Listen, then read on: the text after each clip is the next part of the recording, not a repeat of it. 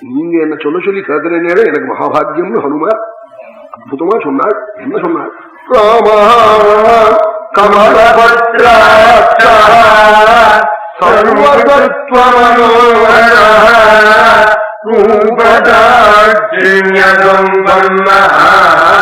பிரபூதோஜனகாத்மஜே தேஜசாதித்யசங்காஜா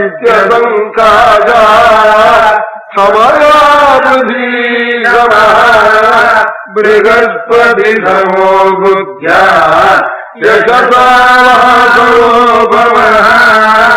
சுவாமியை பற்றி வர்ணிக்க ஆரம்பிச்சாள். சவந்த நேத்திரம், அற்புதமான சௌந்தர்யம், சௌலபியம், சௌசீல்யம், கல்யாண மூர்த்தி, இப்படி வர்ணிச்சாள். இப்படி உலகத்துல வேற ஒத்துரும் இல்லையோன்னாள் சீதே. என் பிரபுத்ததான் அம்மா இந்த குணங்கள்லாம் நடுப்புற வந்ததில்லையம்மா. பிரசூதோ ஜனகாத்மஜே, கௌசல்யத்தை பிறக்கிற போதே வந்த குணம்னாலா. சில குணங்கள் பிறக்கிற போதே சில பேருக்கு வந்திருக்கும், அது அப்புறம் மாற்றவே முடியாது. அப்படி வந்த குணமம்மான்னா வேற உத்தரம் இல்லையான்னா ஜனகாத்மஜே நாளா. ஜனகனுடைய பெண்ணேன்னு அழைச்சாலாம் சீதையே. உங்ககிட்ட உண்டு என் பிரபுட்ட உண்டு நாளா.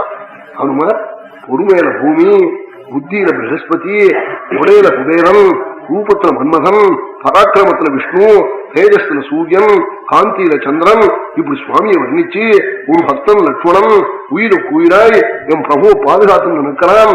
தங்க மலை போலே இந்த ரெண்டு தெய்வமும் சுக்ரீவனிடத்துல வந்தது.